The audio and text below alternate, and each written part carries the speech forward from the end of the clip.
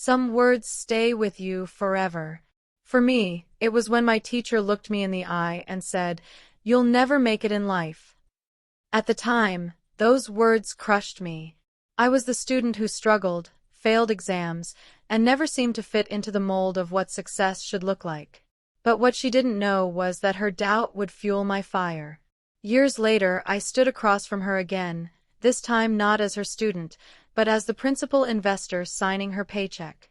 I can still remember the smell of chalk dust and the squeak of old wooden desks in that classroom. I was 12, sitting in the second row with my math book open, but my mind already defeated. Numbers had always been my weakness. They seemed to dance across the page in a language everyone else understood but me. That day, the teacher called on me to solve a problem on the board. My hands trembled as I picked up the chalk, staring at the equation that looked more like a puzzle meant to trap me than something I could solve. I hesitated too long. The silence in the room grew heavier with each passing second, broken only by the shuffling of restless classmates. A nervous laugh escaped from somewhere in the back. My cheeks burned. Finally, I scribbled an answer, wrong, of course. The teacher sighed loudly, an exaggerated sound that made the whole class feel the weight of my failure. Then she said it. The words that would stay with me for years. "You'll never make it in life if you can't even do this." The laughter that followed was louder this time, sharper, like knives digging into me. I forced a smile, tried to act like it didn't matter, but inside, it felt as if the ground had been pulled from beneath me. I wasn't just embarrassed. I was marked. Every giggle, every mocking glance from classmates pressed the teacher's words deeper into my skin, as though they were being etched there permanently. That single sentence did something no failed test ever could. It planted doubt. Not the ordinary kind of doubt, but the kind that grows roots and spreads into every corner of your mind. I started to believe that maybe she was right. Maybe I wasn't meant to succeed. Maybe there was something broken in me that couldn't be fixed. For weeks afterward, I avoided raising my hand. I tried to shrink into invisibility, hoping she wouldn't call on me again. At recess, the other kids would whisper about my mistake, exaggerating the story until I became the punchline. I laughed along sometimes, pretending it didn't sting, but each laugh was a mask covering the cracks forming inside me. Looking back, I realize how powerful words can be. A single careless sentence from someone in authority can change the way a child sees themselves. For me, it became a scar, invisible but always present. Yet, strangely enough, that scar also became a kind of fuel. Deep down, a stubborn voice whispered back, "What if she's wrong? What if I can prove her wrong?" I didn't know it then, but that moment in the classroom would ignite something in me. The humiliation I felt became the fire I carried for years. Every time I wanted to quit, I remembered her words. Every time I doubted myself, I thought of that classroom and the laughter. And though the wound hurt, it also pushed me to dream of the day when I wouldn't just survive her judgment, I'd rise far above it. After that day, school became less of a place for learning and more of a battlefield I walked into every morning. My report cards told the same story again and again: low grades, comments like "needs improvement" or "not working to potential." No matter how hard I tried, the numbers on the page never seemed to rise. It wasn't that I didn't study. I spent long nights hunched over my textbooks, memorizing formulas and definitions, but when the tests came, my mind froze. The red ink that bled across my papers was a reminder that I was falling behind while everyone else moved forward. Classrooms felt like cages. Teachers celebrated the brightest students, the ones who answered confidently and solved problems with ease, while I sat quietly, hoping not to be noticed. Every time my name was called, my stomach knotted. I wasn't lazy. I was just trapped in a system where success had a narrow definition, and I didn't fit it. My classmates seemed to glide through assignments, while I dragged my feet through mud. The gap between us widened, and with it, my confidence shrank. Still, some part of me wanted desperately to prove that I wasn't a lost cause. I tried harder. I stayed after school for extra help, asked questions even when I felt embarrassed, rewrote notes until my fingers ached. I thought maybe, just maybe, if I worked twice as hard, I could earn a word of encouragement from the very teacher who once told me I'd never make it. But the approval I craved never came. When my grades failed to improve, her looks grew colder, more dismissive. I wasn't just a struggling student in her eyes. I was a failure. The weight of disappointment pressed on me, day after day. Friends who once laughed with me started to drift away, not wanting to be associated with a kid who couldn't keep up. At lunch, I sometimes sat alone, pushing food around my tray while conversations and laughter filled the room around me. I began to wonder if maybe there was no place for me anywhere, at school, with my peers, or even in the future. It was easier to stay silent than to risk more ridicule. But somewhere within that silence, a shift began. After so many nights of staring at those red marks and feeling worthless, I had a thought that changed everything. What if this wasn't the only measure of who I could be? What if school wasn't the final verdict on my life? The more I turned that question over in my mind, the more it grew. I realized I had been fighting to earn the approval of people who had already decided my worth, and maybe that was the mistake. I didn't know how and I didn't know when, but I made a quiet decision. I wouldn't let these failures define me forever. If the classroom was where I was broken, then somewhere out there had to be a place where I could rebuild. That promise to myself became the small flicker of light in a long stretch of darkness, a light I would carry into the years ahead. Once I stopped believing that school was the only doorway to success, the world suddenly looked different. For the first time, I began to notice opportunities outside the classroom walls, things no textbook or exam could ever teach me. It started small. While my classmates spent their afternoons buried in homework, I looked for ways to earn pocket money. I mowed lawns, cleaned garages, and even sold snacks I bought cheaply from the local store.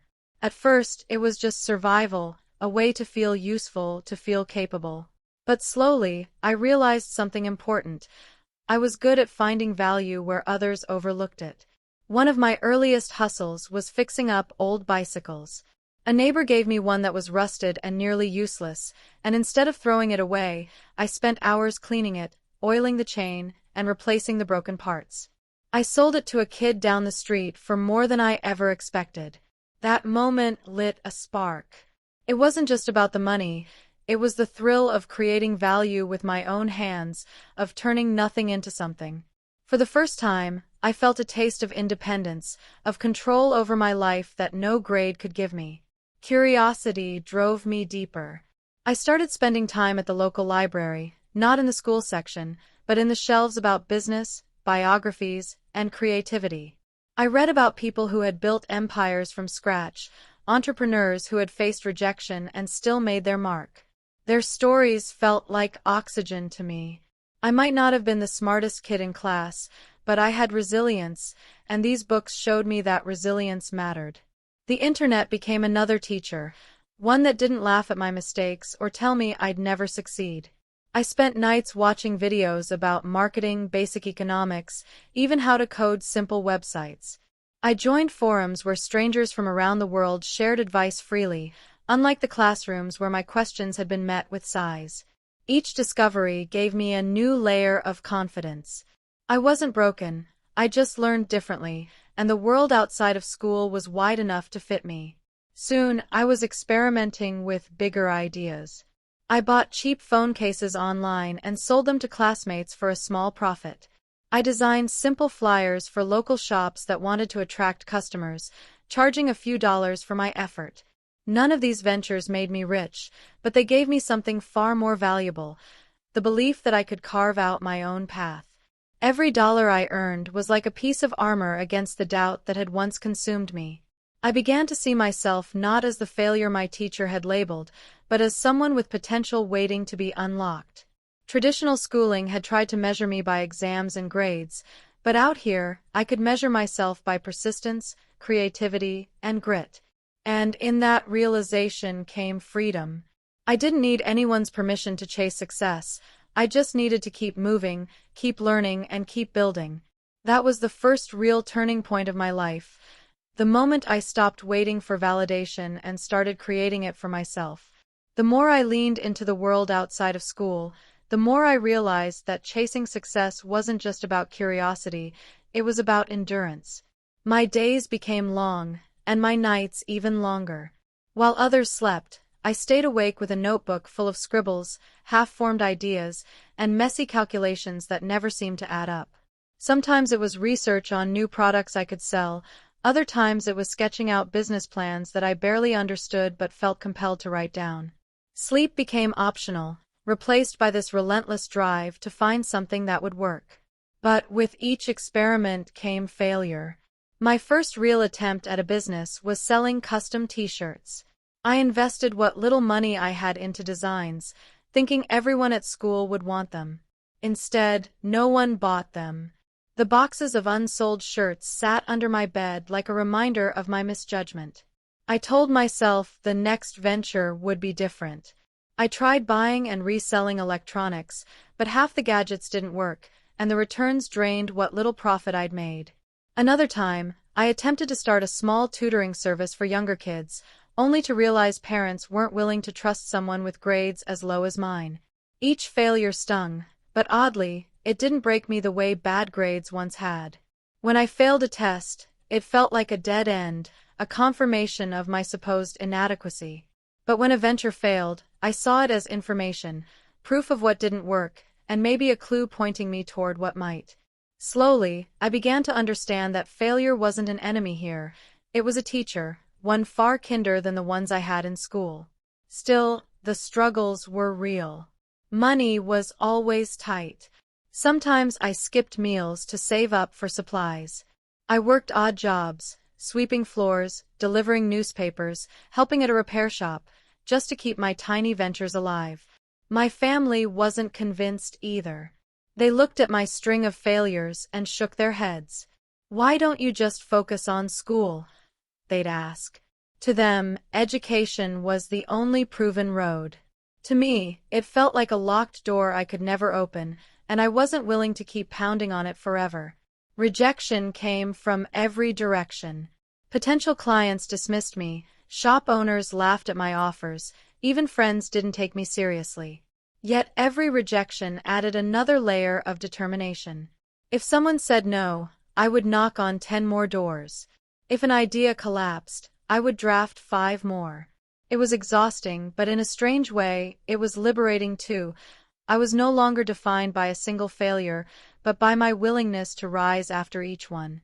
Then, almost without realizing it, I started to see patterns. I noticed I had a knack for spotting small gaps in the market, places where people needed something but no one was paying attention. My experiments with phone cases, flyers, and even reselling goods had taught me more than I realized. Piece by piece, I was learning about customer needs, about presentation, about building trust. The breakthrough didn't come as a sudden explosion of success, it was more like a slow, steady burn. One of my small ventures, helping local businesses improve their visibility, finally began to click. At first, it was just designing simple posters and flyers, but soon I was helping them with their early online presence.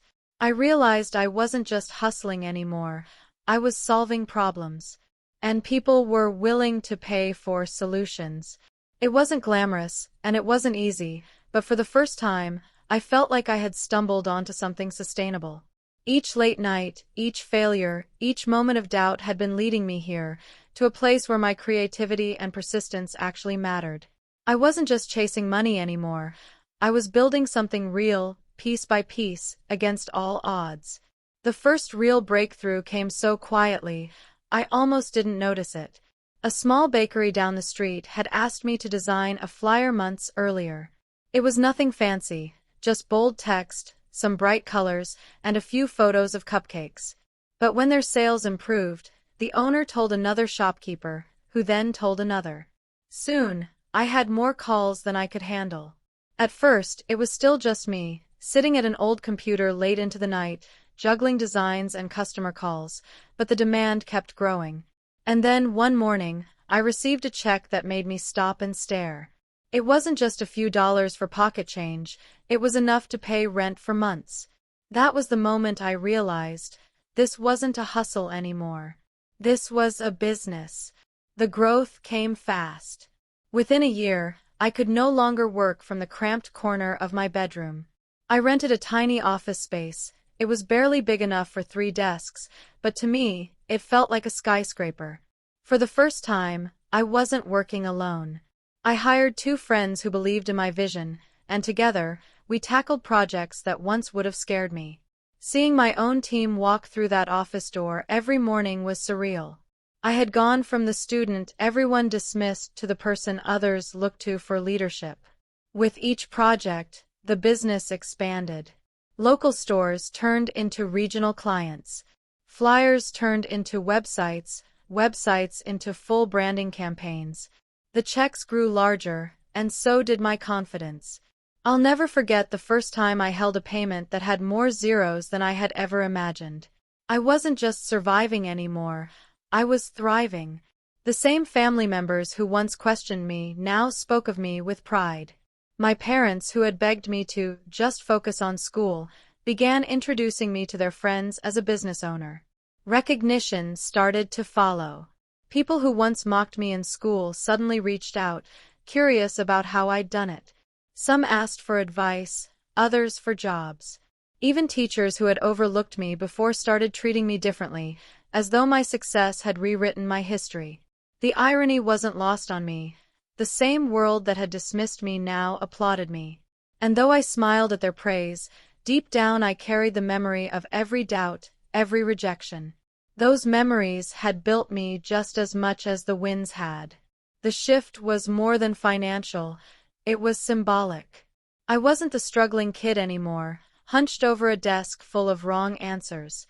I was the one setting the pace, calling the shots, deciding where the next steps would lead. For the first time, I felt what it meant to be respected, not because I fit into someone else's mold, but because I carved my own. Seeds of wealth and influence were being planted with every deal, every handshake. I wasn't naive. I knew there was still a long road ahead, with challenges I couldn't yet see. But now, for the first time, I had proof that I could build something lasting. My office, my team, my growing bank account, they weren't just signs of progress, they were symbols of transformation. I had become someone others looked up to, not the star student, not the perfect graduate, but a builder, a problem solver, a dreamer who refused to give up. And as the business grew, so did my vision. I wasn't just chasing success anymore. I was preparing to step into a role even bigger than I had imagined, one that would bring me face to face with the very person who once told me I'd never make it. Years passed, and with them, my world expanded far beyond anything I had once dreamed of. The small ventures grew into larger investments, and eventually, I found myself not just running businesses but funding them. I became the person people pitched ideas to, the one who decided where money and resources would flow. It was a strange reversal. Once I had been the one begging for a chance. Now I was the one giving them. One afternoon, I walked into a boardroom of a company I had recently invested in. The air smelled of polished wood and ambition, the kind of place I used to imagine belonged only to other people. As I took my seat at the head of the table, reviewing contracts that would finalize my role as the principal investor, I noticed a familiar face across the room. My heart paused for a moment. It was her. My old teacher. The very one who had told me I would never make it. Time had changed us both. Her hair was streaked with gray now, her once stern expression softened with age. She was no longer the authority figure towering over me. She was an employee in a company whose future I now held in my hands. When our eyes met, I saw a flicker of recognition in hers, followed by disbelief. For a moment, it felt as though we were both transported back to that classroom, only this time the power dynamic was completely reversed. The meeting moved forward, numbers discussed, decisions made. I remained calm, professional, never once mentioning the past. Yet, inside, I couldn't help but feel the weight of the moment. Here I was, signing the very paycheck that would be handed to the teacher who once told me I wouldn't amount to anything. It wasn't anger that filled me, it was something far more profound, quiet satisfaction. When the papers were passed around for signatures, I picked up the pen slowly. My name flowed across the document, steady and certain. That single signature symbolized years of struggle, rejection, persistence, and growth. As the contract circled back, I glanced at her again. She looked down, almost avoiding my gaze, as though realizing the irony of it all. I didn't say anything cruel. I didn't remind her of her words. I didn't need to. The silence between us was louder than any speech I could have given. My presence, my signature, my success, it said everything. Walking out of that boardroom, I felt lighter. Not because I had proven her wrong, but because I no longer needed her validation. The boy she had humiliated had grown into a man who no longer carried anger, only resolve. Success, I realized, is not about revenge. It's about growth. And in that moment, I understood that the greatest victory wasn't making her remember. It was allowing myself to move forward without needing her to. Sometimes, the best answer to doubt isn't words or confrontation. It's simply becoming everything they said you couldn't be. Looking back, the journey feels almost unreal. From that humiliating moment in the classroom, where laughter echoed louder than my own self-worth, to the day I signed the paycheck of the very teacher who doubted me, it has been a road paved with both pain and perseverance. The words she spoke could have been a life sentence, but they became fuel. One person's doubt didn't define my destiny. It simply lit the fire I needed to find it for myself. The scars are still there. I can still hear the laughter, still feel the sting of being labeled a failure. But those scars became my armor. Every failure, every rejection, every lonely moment shaped me into someone stronger, someone capable of facing the world on my own terms. I've learned that revenge doesn't heal. Growth does. Confronting her wasn't about payback. It was about reclaiming my dignity without bitterness. If there's one lesson my story carries, it's this: never let anyone's voice silence your potential. People will doubt you, dismiss you, even define you by their limitations. But the best revenge isn't revenge at all. It's becoming everything they said you couldn't. In the end, success wasn't about proving my teacher wrong. It was about proving myself right. The truth is, the world will always have people who doubt you, dismiss you, or even laugh at you. But their words don't define your story. You do. I didn't come back for revenge. I came back to show that belief, persistence, and vision can transform anyone's destiny. And if you've ever been told you can't, remember this: the most powerful paycheck you'll ever sign is the one that funds your own future.